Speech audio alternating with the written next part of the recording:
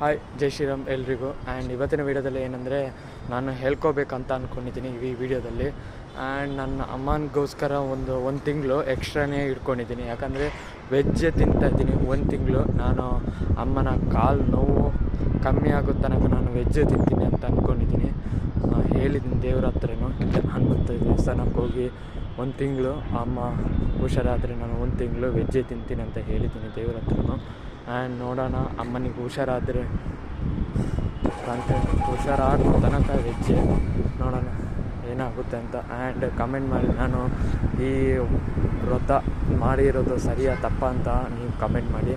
And ಇವತ್ತಿನ ವೀಡಿಯೋದಲ್ಲಿ ಇಷ್ಟೇ. ದಿನ ವ್ಲಾಗ್ ಮಾಡಬೇಕಂತ ಅಂದ್ಕೊಂಡಿದ್ದೀನಿ, ಆದರೆ ವ್ಲಾಗ್ ಮಾಡಲಿಕ್ಕೆ ಟೈಮೇ ಸಿಗ್ತಾಯಿಲ್ಲ. ವೀಡಿಯೋ ಮಾಡೋಕ್ಕೆ ಏನು ಕ್ಯಾಮ್ರಾನೂ ಸರಿ ಇಲ್ಲ, ಆದರೂ ಮಾಡ್ತಾಯಿದ್ದೀನಿ ಒಂದು ಸ್ವಲ್ಪ. ನೋಡೋಣ ಏನಾಗುತ್ತೆ ಅಂತ. ಆ್ಯಂಡ್ ವೀಡಿಯೋ ಇಷ್ಟ ಆದರೆ ಲೈಕ್ ಮಾಡಿರಿ. ನಾನು ಮಾಡಿರೋದು ಸರಿಯಾ ತಪ್ಪ ಅಂತ.